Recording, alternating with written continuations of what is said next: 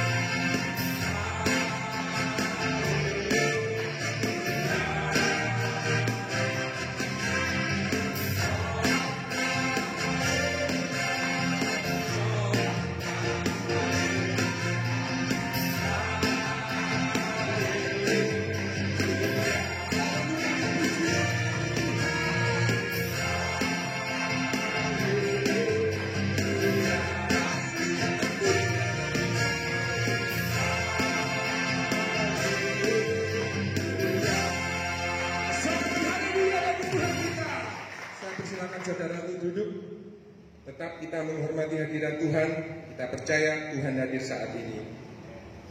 Kita akan mendengarkan firman Tuhan, biarlah melalui sabdanya kita diselamatkan, melalui firman-Nya kita disembuhkan. Dialah sumber pengharapan kita.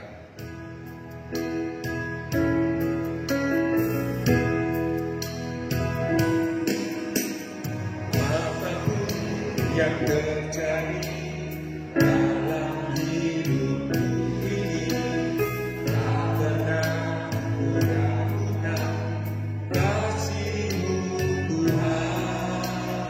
Lewat gunung yang tinggi, dalam lembah yang curam, tak pernah kuragukan janji-Mu Tuhan. Kau berfirman dan sembuhkanku, sayang dan selamatkanku. Tiada yang mustahil bagimu, Yesus, ku percaya padamu.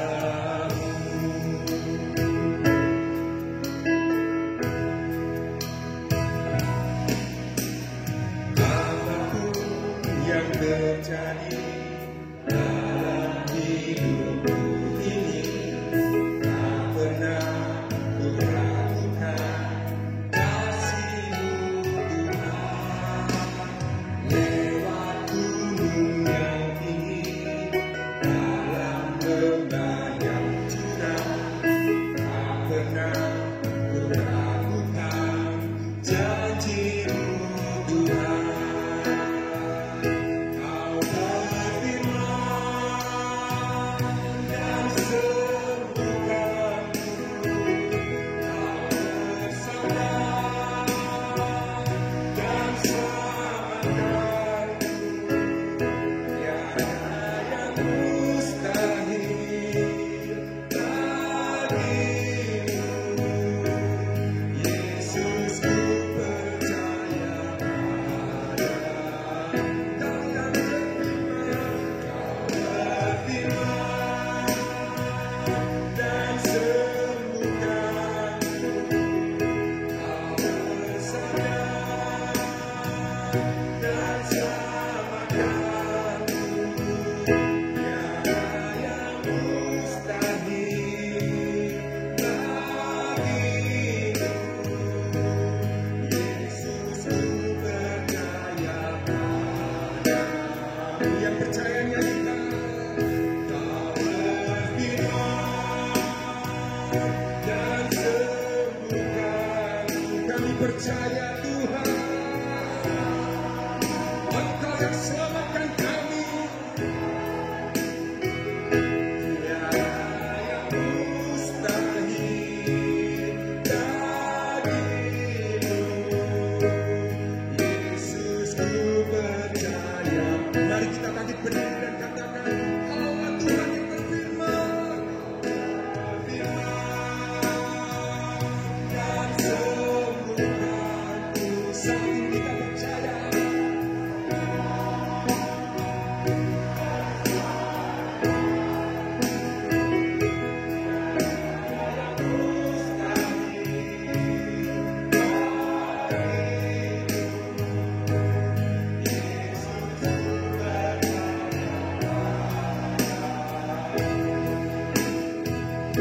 Kau berfirman.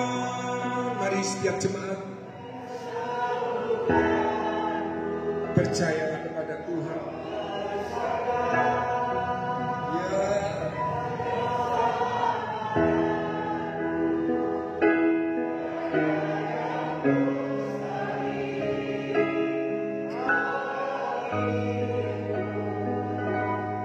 Ya, yang percaya dengan iman katakan, Kau berfirman. Ini setiap kami anak-Mu Tuhan, Engkau yang sanggup sembuhkan kami, Engkau yang sanggup selamatkan kami Tuhan. Tiada yang mustahil bagimu dan bagi orang percaya.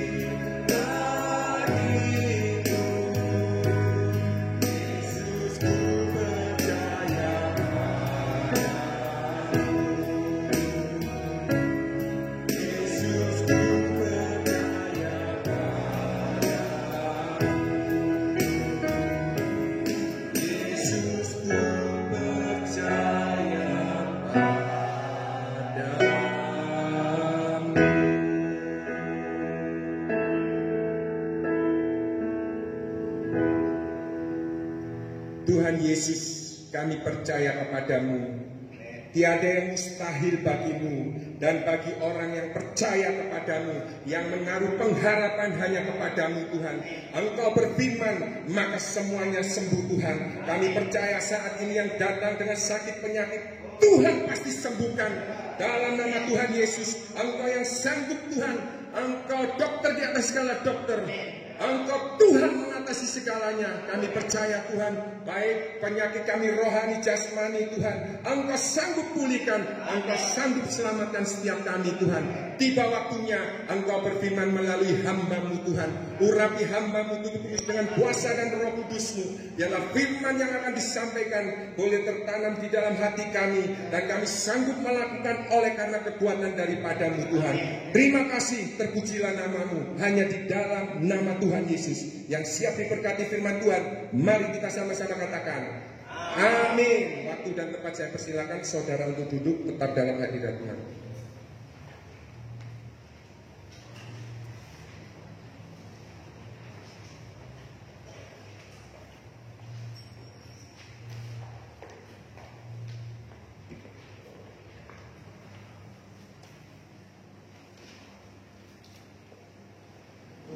Selamat pagi saudaraku yang dikasihi oleh Tuhan. Di tengah-tengah virus corona melanda dunia, hati kita tetap bersuka cita karena kita tahu semua itu Tuhan izinkan untuk menggenapi janji-janji Tuhan. Pagi hari ini kita akan merenungkan sebagian dari firman Tuhan kembali dengan tema memberitakan firman Tuhan. Ya, saudaraku, tema ini cukup berat di tengah-tengah bangsa kita yang semakin tidak toleran. Kita akan memberitakan firman Tuhan. Tetapi saudara tidak perlu takut, sebab konsep pemberitaan firman Tuhan berdasarkan ajaran Tuhan bukan dengan kata-kata saja, tetapi lebih daripada itu, yaitu melalui perbuatan-perbuatan kita. Melalui perbuatan-perbuatan kita, kita memberitakan Injil yang hidup. Di dalam 2 Korintus di situ dikatakan bahwa firman yang tertulis itu mati, tetapi firman yang hidup, yaitu yang dihidupkan oleh Roh, adanya Roh. Dalam hidup kita ada Roh, kita dapat menjadi pelaku-pelaku firman tanpa kita sadari kita sudah mengajarkan firman Tuhan kepada orang lain.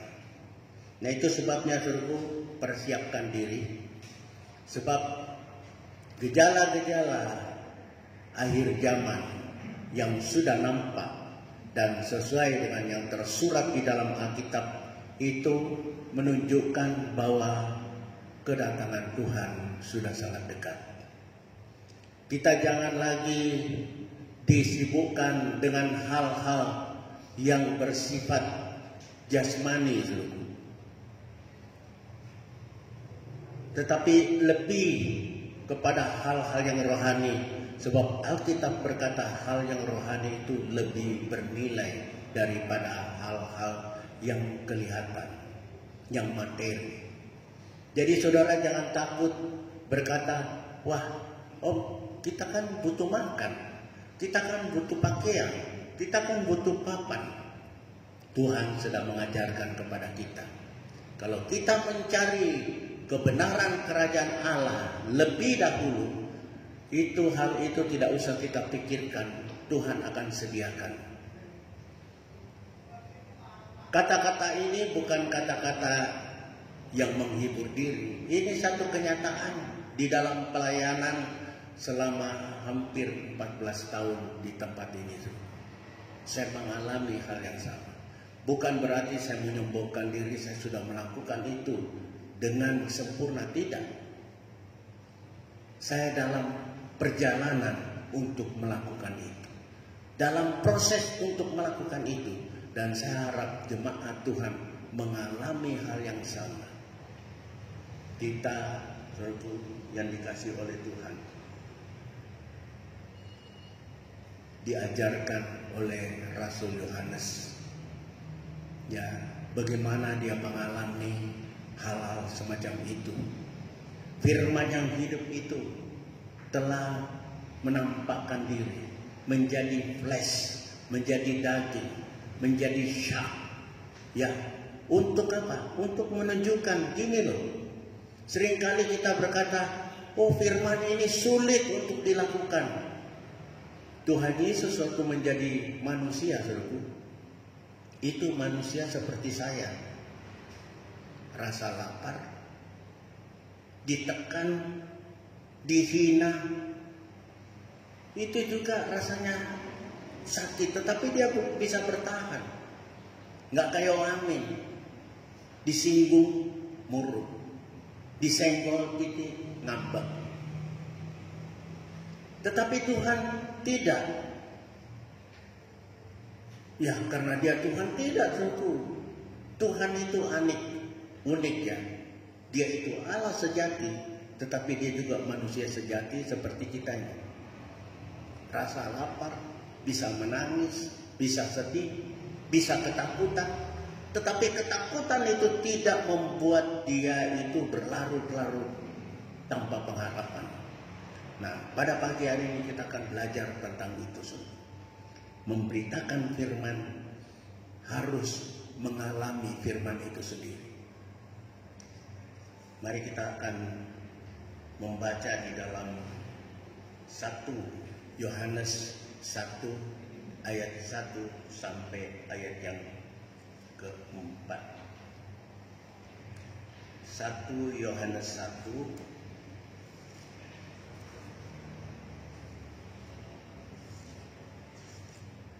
ayat 1 sampai ayat yang keempat. 1 Yohanes 1 ayat yang ke-1 sampai yang keempat. Demikianlah bunyi firman Tuhan. Apa yang telah ada sejak semula, yang telah kami dengar, yang telah kami lihat dengan mata kami, yang telah kami saksikan, dan yang telah kami raba dengan tangan kami tentang firman hidup, itulah yang kami tuliskan kepada kamu. Hidup itu telah dinyatakan, dan kami telah melihatnya, dan sekarang kami bersaksi dan memberitakan kepada kamu tentang hidup kekal yang ada bersama-sama dengan Bapa dan yang telah dinyatakan kepada kami. Apa yang telah kami lihat dan yang telah kami dengar itu, kami beritakan kepada kamu juga, supaya kamu pun beroleh persekutuan dengan kami. Dan persekutuan kami adalah persekutuan dengan Bapa dan dengan anaknya Yesus Kristus. Dan semuanya ini kami tuliskan kepada kamu, supaya sukacita kami menjadi sempurna. Amin.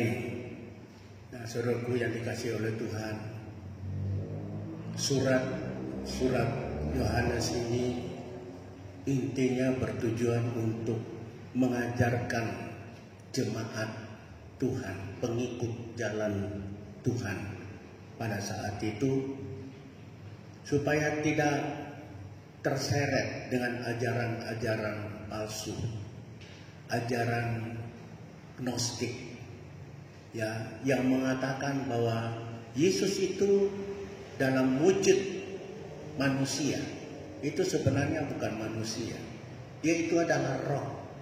Jadi kemanusiaannya itu tidak ada artinya apa-apa.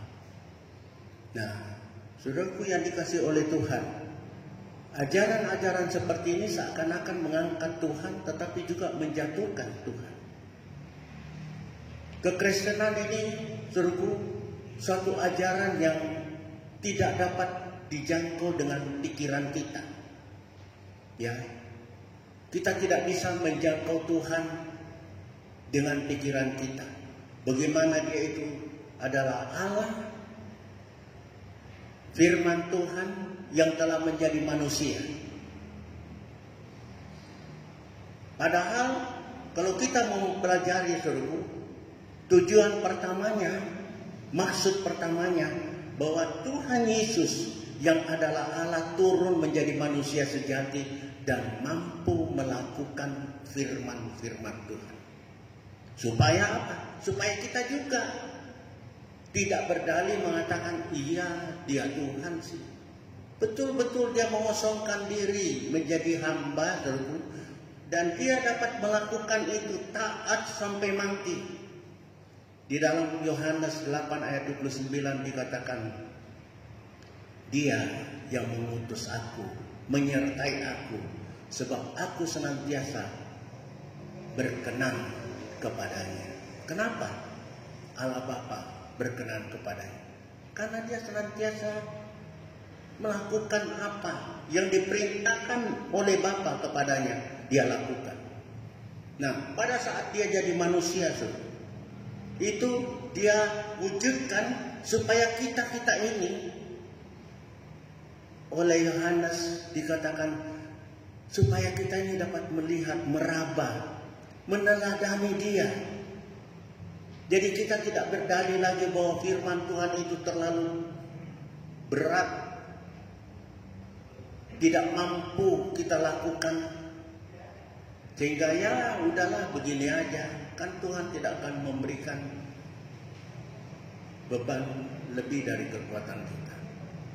Ingat, saudaraku, kita seringkali berdalih tentang itu tanpa mengerti.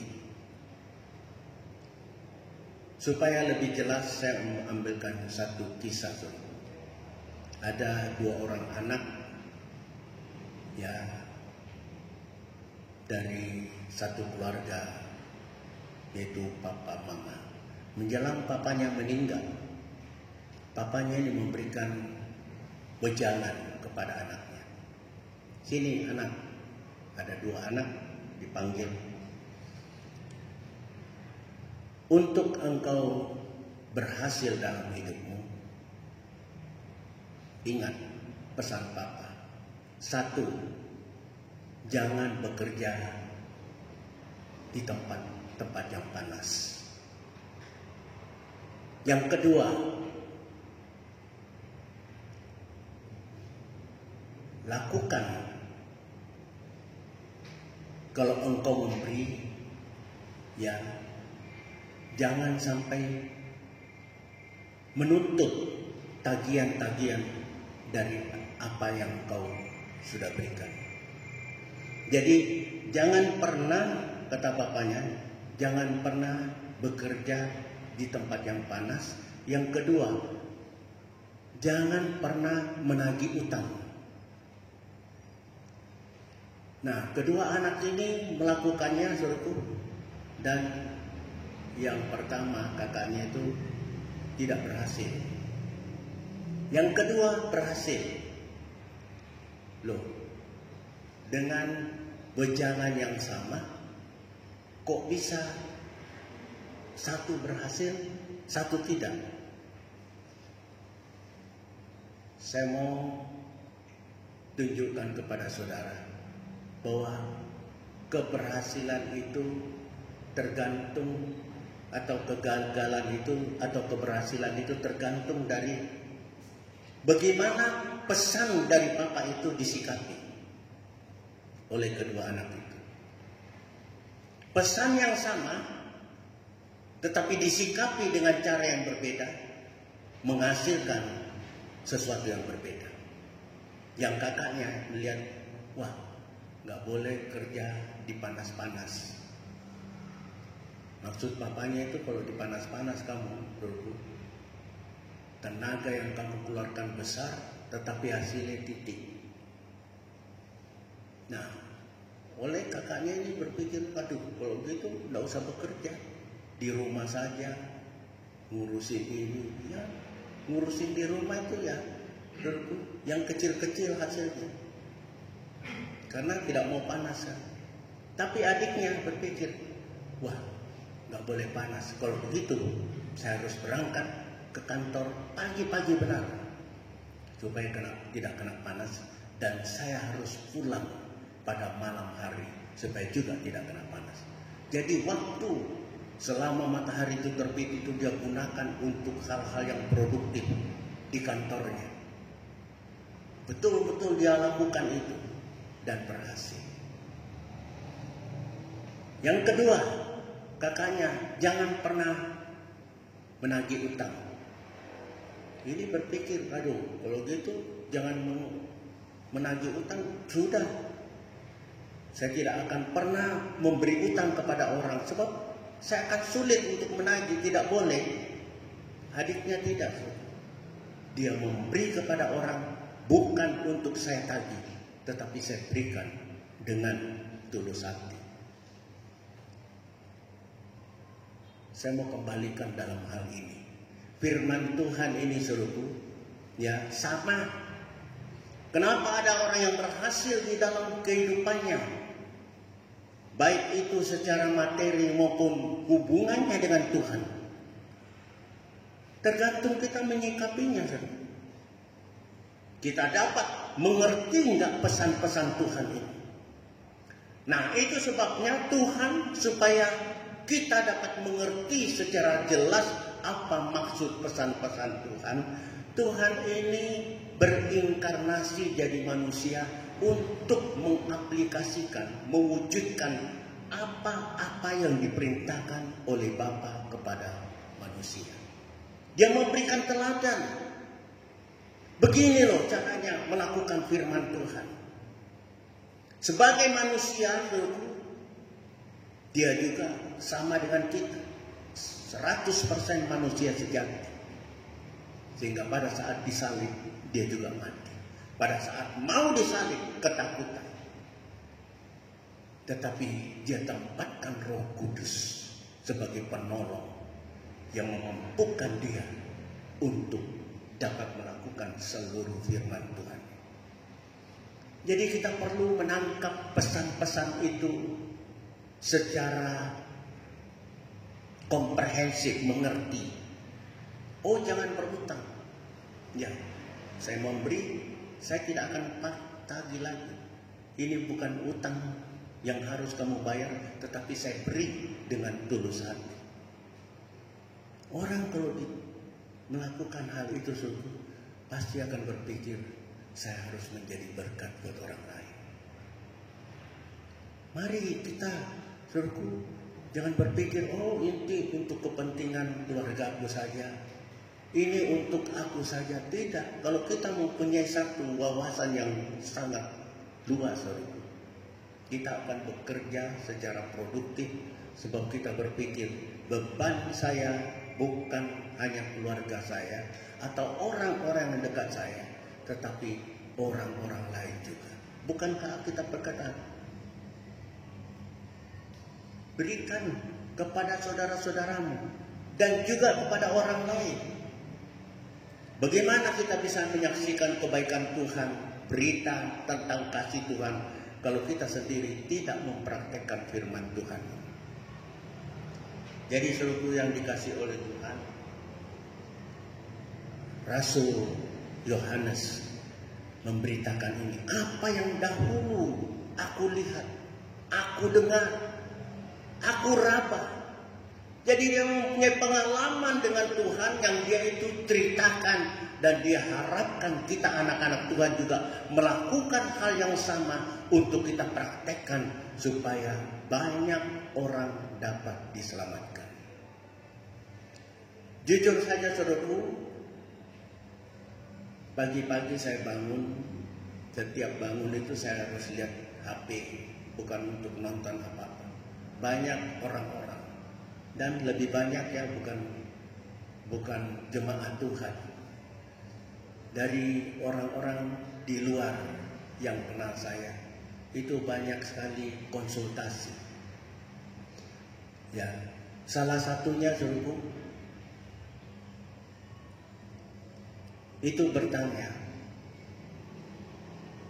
kapan gereja ini mengalami pengangkatan? Ya, saya jelaskan bla bla bla, tapi yang penting yang berkaitan dengan ini, saya mau tekankan bahwa Tuhan itu mau cepat datang menjemput saudara dan saya. Dengan catatan, gereja Tuhan juga merindukan dia, menantikan kedatangannya. Orang yang menantikan kedatangannya pasti mempersiapkan diri. Tuhan itu punya target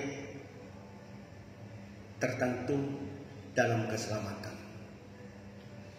Nah, itu sebabnya pada saat kita memenuhi target itu, dia segera datang. Saya yakin saudaraku, kita semua yang sudah dijamah oleh Roh Kudus itu merindukan. Dunia ini lembah air mata, tetapi banyak orang yang cinta dengan dunia. Saya bukan tidak cinta sama dunia kemudian mau bunuh diri, dan itu tidak baik. Melalui proses saja. Kalau Tuhan panggil, saya ngomong dengan tante, jangan sampai menyusahkan anak-anak, menyusahkan jemaat. Bisa lagi diam-diam gitu Tuhan panggil. Nah, untuk itu apa? Persiapkan diri supaya pada saat dipanggil itu Tuhan berkata, "Sabaslah engkau anakku, masuklah di dalam kesukaan Tuhan." Saya mau tekankan saudaraku, bagaimana kita bisa memberitakan firman kalau kita sendiri tidak dapat, belum pernah mengalami, meraba, melihat, mendengar, dan menjadi pelaku-pelaku kebenaran itu. Bagaimana? Tuhan sudah berkata, "Jadikan semua bangsa muridku, baptis mereka dengan nama Bapa Allah, Anak dan Roh Kudus. Ajarkan mereka melakukan segala yang aku perintahkan kepadamu." Kalau kita tidak pernah berpengalaman jadi pelaku-pelaku, bagaimana kita bisa mengajarkan orang melakukan? Saudaraku, di dalam perjalanan hidup kita ini, terus kita ini dalam proses. Sampai pada saat Tuhan panggil, berarti perjalanan iman kita itu stop sampai di situ. Jadi tidak ada seorang pun yang sempurna. Kita lihat Henokh, kalau tidak salah 350 tahun dia bergaul dengan Tuhan, dan Tuhan mengangkat dia. Pada saat sudah masuk di dalam kesempurnaan Tuhan, sesuai dengan target Tuhan, dia diangkat. Jadi saudaraku yang dikasih oleh Tuhan, mari kita mau belajar tentang firman Tuhan. Nah, kita melihat di sini suku, kenapa kita perlu belajar? Karena ini sangat bermanfaat. Manfaatnya apa sih? Ya,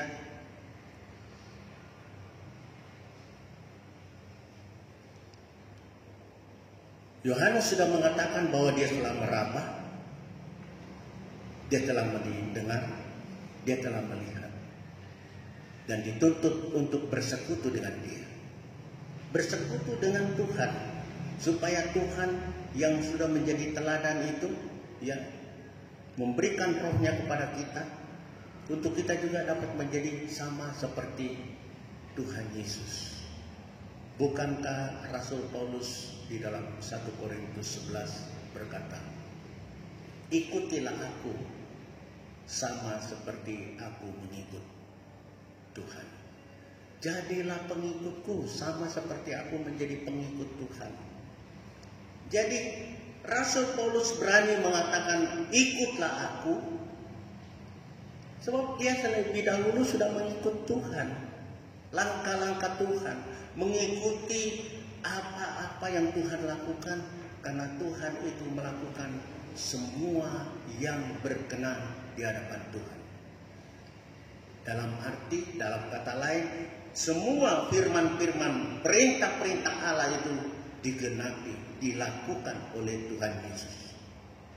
Sampai pada hal yang paling berat sekalipun, dia harus menanggung dosa saya dan dosa saudara. Dia harus berkata, biarlah kehendak-Mu yang jadi.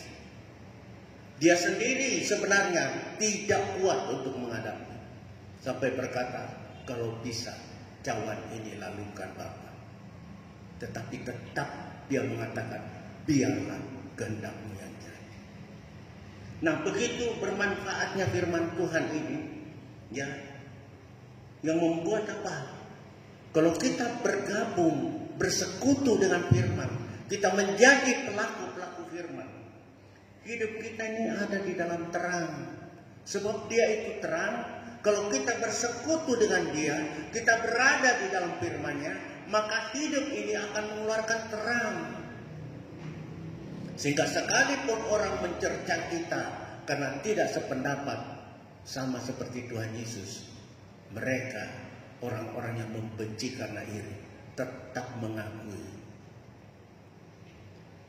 kebenaran yang dipraktekkan oleh Tuhan Yesus.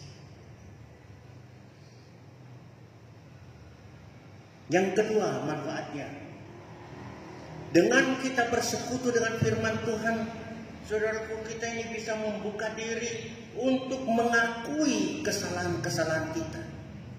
Kita melihat, saudaraku, di dunia ini, waduh, ngeri ya. Saya tidak berbicara tentang politik, tetapi saya mau, karena ini hal yang sudah viral di akhir-akhir ini, kita sudah tahu semuanya. Saya tidak membela Puan Maharani, tetapi orang-orang yang kalau ditegur, ya, yang hidupnya tidak baik, itu akan membenci penegurnya. Itu Amsal mengatakan, jangan menegur, jangan menasihati orang fasik, sebab engkau akan dibencinya. Nah, kita melihat dunia sekarang begitu, bukan saja di luar, di dalam gereja pun banyak ditegur, purit, terus ngerasani pendetone. Padahal pendeta tujuannya untuk memperbaiki. Kita lihat saja, ya,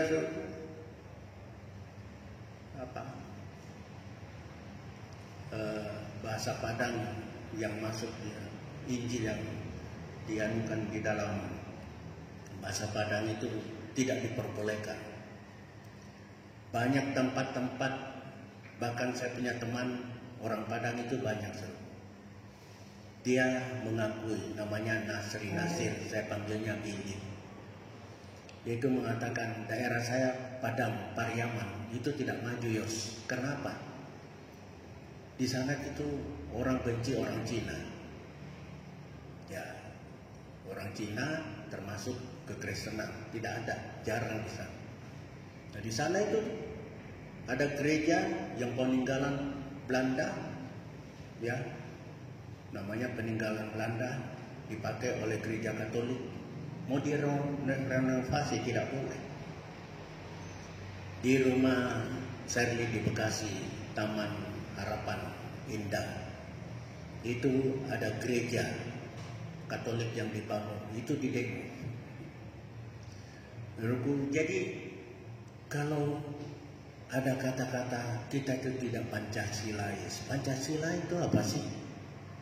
Itu kan Bhinneka Tunggal Ika, bermacam-macam ragam kita, baik itu suku, etnis, agama, bahasa daerah, tetapi kita itu satu jua, yaitu Indonesia, Negara Kesatuan Republik Indonesia. Ini hanya contoh, saya tidak berpolitik di sini. Nah, saya mau supaya gereja Tuhan ini pada saat firman Tuhan, sebab firman Tuhan ini, saudaraku, Alkitab sendiri yang mengatakan pedang bermata dua, pedang loh. Jadi kalau disampaikan sakit bagi orang yang hidupnya tidak berkenan. Nah, itu seharusnya perbaiki. Saya selalu jujur saja, orang yang sebenarnya fighting spirit saya itu lemah sebenarnya. Tetapi puji Tuhan, setiap saya dicerca, saya itu berenung, saya akan tunjukkan. Saya akan tunjukkan bahwa apa yang kamu katakan itu bukan saya. Wah, kamu itu orang yang sering kalah sebelum berperang. Belum perang kamu sudah kalah. Mentalmu itu mental MP kan. Wah, saya lihat. Waktu zaman saya kuliah, saudaraku, masih paket. Satu semester itu 13 mata kuliah. Nah, zaman saya waktu paket itu ada HER. Zaman sekarang yang sistem SKS itu sudah tidak. Nah, pada saat saya ujian, sebab Bapak 6 tahun loh saya tidak kuliah. Baru waktunya beranjak begitu cepat. 6 tahun saya nak sekolah, lulus tahun 68, kuliah baru tahun 74, 6 tahun. Ujian 13 mata kuliah, yang lulus cuma 5, HER 8. Teman saya orang Padang yang namanya Hafiz itu tanya, Yos, lu lulus berapa? 5. HER 8 lu. Lu kalau HER ini nggak masuk, lu terusin nggak kuliah? Sebab kalau kita tidak masuk semua itu tidak boleh naik tingkat. Tetap bayar, tetapi ngikutin sisa mata pelajaran yang belum lulus itu. Zaman paket dulu. Perkataan begitu, Yos, lu mau terusin nggak? Terbesit di dalam kata-kata itu, waduh, you bisa tidak lulus dan tidak bisa meneruskan. Hidup saya renowngi pulang kuliah itu di perpustakaan, sebab duit nggak ada, ya di perpustakaan belajar terus. Apa yang terjadi, saya selesaikan 8 yang HER itu, dan sejak itu saya kuliah. Saya ngomong begini bukan nyombongin, saya mau mengatakan bahwa saya berada ini banyak sekali karena ditekan, dicibiri orang, direndahkan orang. Kita kritik, seringkali kita kan, Alkitab berkata, selumbar di mata orang kita bisa lihat, balok di mata kita. Nah, mungkin orang itu tahu balok di mata saya, dia tunjukkan, dan saya perbaiki. Nah, firman Tuhan itu begitu, ya. Kita berani untuk menyatakan iya, ya. Pada saat ada orang berkata, kamu kurang ini. Iya, saya kurang ini, saya berdosa. Kalau kita bersekutu dengan Tuhan, firman Tuhan ini memampukan kita, saudara, untuk berani menyatakan kekurangan-kekurangan kita, baik kepada sesama maupun kepada Tuhan, untuk Tuhan perbaiki. Sambilkan ilustrasi supaya saudara mengerti, jam tangan Rolex di bawah saking mahalnya Jadi pemiliknya itu nungguin, diperbaiki, dibuka sama tukang servis. Pak, hati-hati itu emas loh. Pak, jangan itu loh. Akhirnya tukang servisnya kembalikan balik. Nah, begitu juga Tuhan. Kalau kita tidak mau mengakui, tidak membiarkan Tuhan untuk memproses kehidupan kita, Tuhan balik. Nah, mau saudara. Yang ketiga, manfaat firman Tuhan, yaitu hidup di dalam persekutuan dengan Allah. Itu berdampak pada persekutuan dengan kita. Orang kalau sudah dijamah oleh Tuhan itu senang bersekutu. Kalau dia berhasil, semakin maju. Kita terpacu untuk maju juga, bukan untuk persaingan yang tidak sehat. Justru kemajuan dia membuat kita tuh terpacu, terpicu, tersemangat, termotivasi untuk maju juga, bukan untuk bersaing secara tidak sehat. Jadi persekutuan itu untuk saling membangun satu dengan yang lain, mendorong satu dengan yang lain. Jadi untuk mencapai hal itu, saya masih punya waktu 10 menit. Untuk mencapai itu kita harus apa? Mendengar tentang firman Tuhan hidup. Siapa sebenarnya dia? Ayo, kita sudah belajarkan. Mata tertuju kepada Tuhan. Lihat apa yang dia lakukan. Harus kamu lakukan. Bukankah Tuhan berkata, sangkal dirimu, pikul salibmu, dan ikut aku.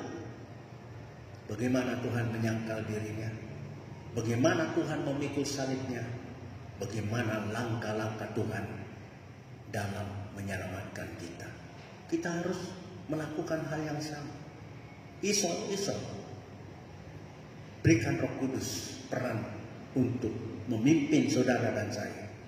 Dia akan memimpin kita dalam seluruh kebenaran sesuai dengan firman Tuhan.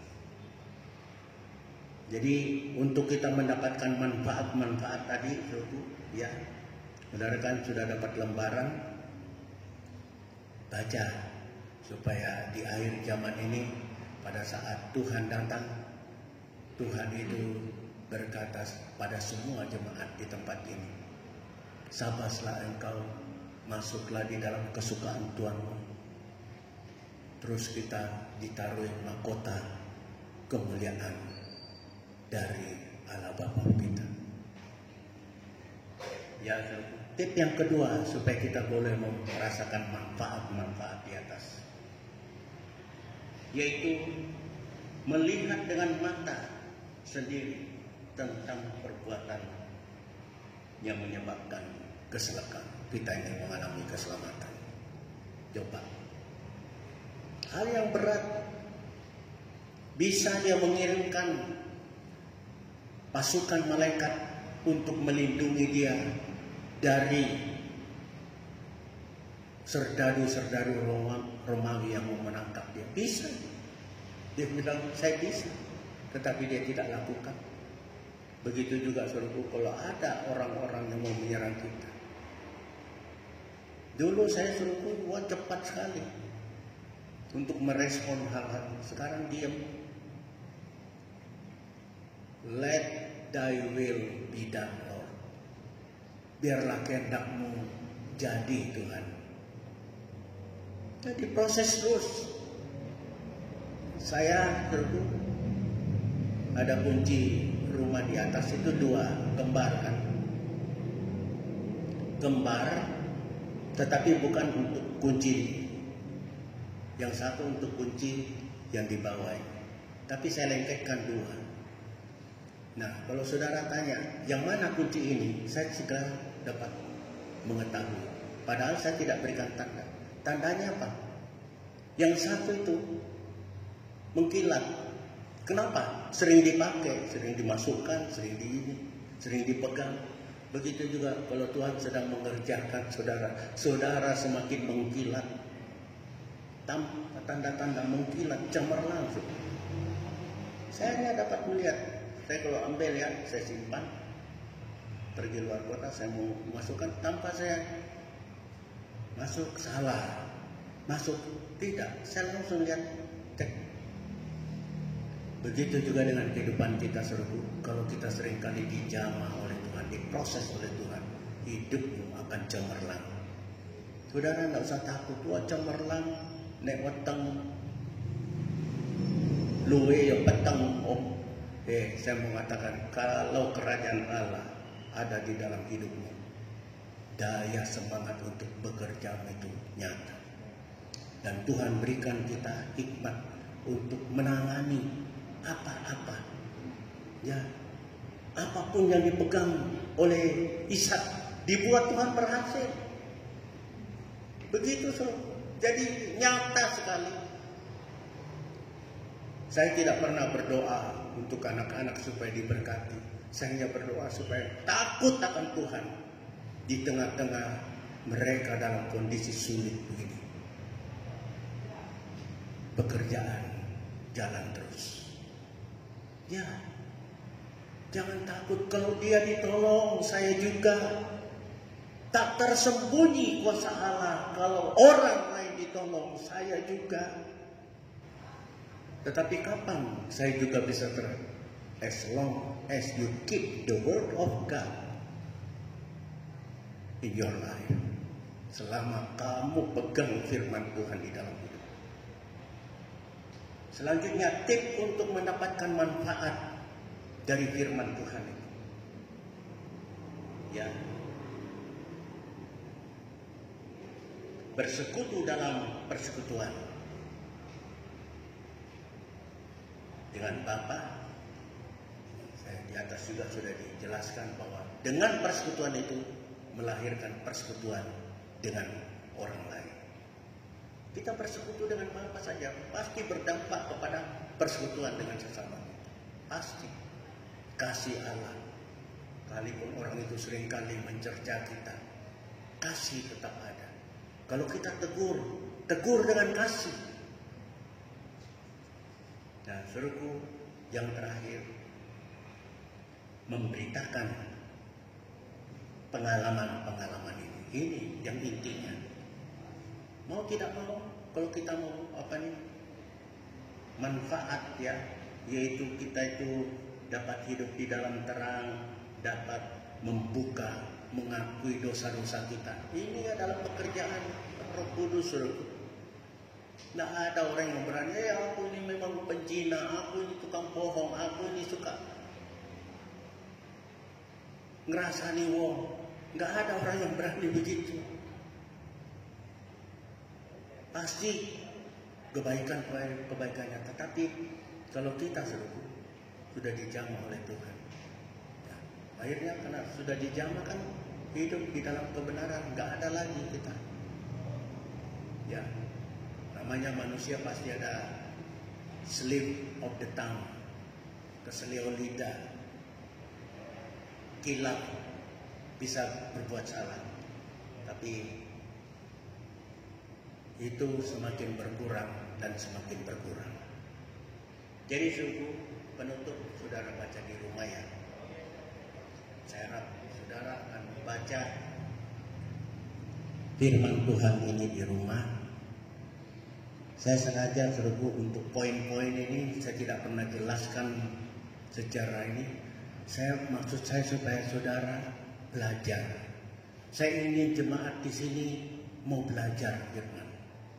Sama seperti ya, anjuran dari ini, apa yang aku dengar, apa yang aku lihat, apa yang aku rapat, aku bersekutu dengan dia di dalam firman yang hidup itu. Mereka melihat Natanael waktu diberikan kesaksian, mana ada yang hebat dari Nazaret, karena mereka melihat Tuhan Yesus itu orang Nazaret. Padahal dia itu sebenarnya aslinya orang Bethlehem, orang Yudea, tapi dia tinggal di sana karena apa? Mereka sekalipun keturunan raja tetapi nggak duwe. Jadi disingkirkan ke daerah Samaria sana. Nataniel mengatakan, apa yang hebat? Tetapi pada saat Tuhan sudah menunjukkan, dia dapat melihat pengalaman dengan Tuhan. Ya, aku melihat orang seperti engkau yang tulus, yang berada di bawah. Oh, kaget. Oh, aku itu loh. Begitu kalau kita berpengalaman dengan Tuhan, hal-hal yang ini Tuhan tahu kehidupan kita, memberikan pencerahan kepada kita sehingga kita ini tahu siapa diri kita. Ya, puji nama Tuhan, kiranya firman Tuhan ini menjadi berkat buat kita, dan saya undang kita tetap duduk untuk menyanyikan satu pujian.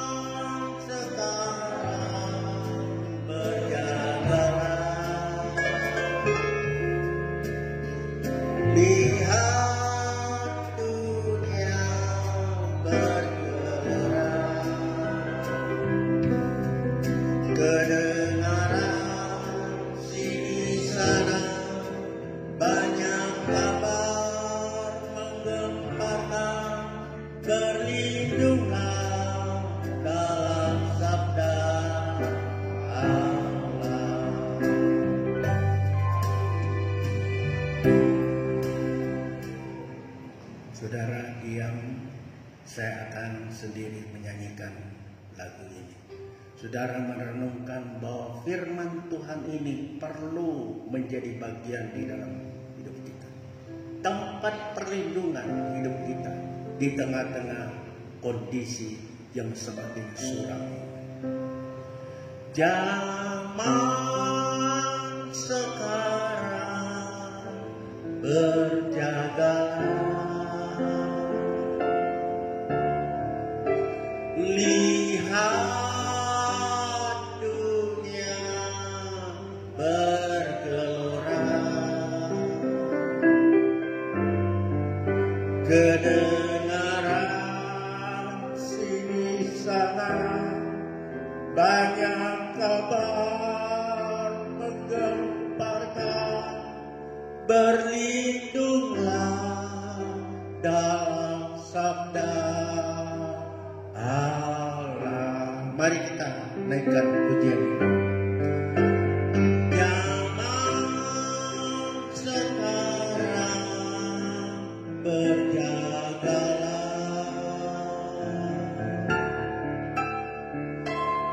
lihat dunia bergelora, kedengaran sini sana banyak kabar menggemparkan, berlindunglah dalam sabda Allah. Zaman sekarang,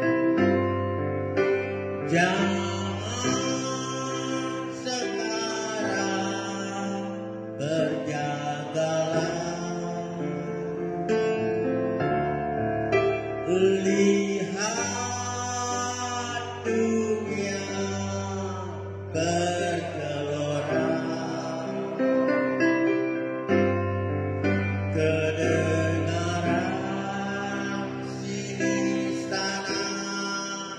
banyak kabar menggemparkan, berlindunglah dalam sabda Allah. Ya Bapa kami, ya Maha Kudus yang ada di dalam kerajaan surga. Terima kasih Bapa yang pada pagi hari ini kami telah bersekutu dengan. Terima kasih atas Ya Tuhan, haleluya. sebagian firman-firman pada pagi hari ini Ya. yang telah disampaikan oleh Bapak Gembala kami, Ya Bapak Tuhan, Pendeta kami. Semoga firman-firman pada pagi ya hari ini Tuhan, dapat menjadi berkat bagi kami semua yang ada. ya Kami mengucapkan puji syukur kehadirat-Mu atas segala kebaikan dan Ya. kebenaran-Mu, dan untuk bangsa dan negara kami, untuk para pemimpin-pemimpin kami, ya baik Bapak Presiden, Wakil Presiden bersama ya Tuhan Yesus. Engkau beri kemampuan untuk dapat mengatasi, Ya, amin, untuk mempunyai kasih seperti kasih-Mu Yesus amin, di dalam mengatasi segala permasalahan di dalam negara kami, amin. termasuk penyakit corona ini Ya, dan juga kemerosotan ekonomi, ya Tuhan, dan untuk para jemaat di gereja-gereja, baik di gereja kami maupun ya Tuhan Yesus. di gereja lain-lain. Amin Tuhan. Bagi yang sakit Engkau beri kesembuhan, Ya Tuhan. bagi yang lemah Engkau beri kekuatan, Amin. supaya mereka di lain kesempatan dapat memuliakan nama. Amin. Dan juga ampunilah Tuhan Ya, atas segala dosa-dosa dan kesalahan kami, ya karena hanya Engkau segala tempat untuk berlindung bagi kami, manusia yang berdosa. Berkatilah kami semua ya Tuhan, amin. dan sertai kami semua ya Tuhan pada hari ini sampai kepada akhir zaman, saat kedatangan yang kedua kalinya, supaya kami semua dapat layak dan berkenan di hadirat Amin. di dalam kasih yang kudus Yesus Kristus sebagai Tuhan dan satu-satunya juru selamat. Amin. Doa yang singkat ini kami panjatkan. Haleluya. Mari kita angkat tangan kita. Terimalah berkat dari Allah Bapa, cinta kasih Tuhan Yesus dalam persekutuannya dengan Roh Kudus, memberkati saudara, memberikan hikmat kepada saudara, menyertai saudara sampai Maranatha, Tuhan kembali pada kalian. Dalam nama Tuhan Yesus, memohon ini semuanya. Amin. Selamat siang, selamat pulang, hati-hati di jalan, Tuhan memberkati.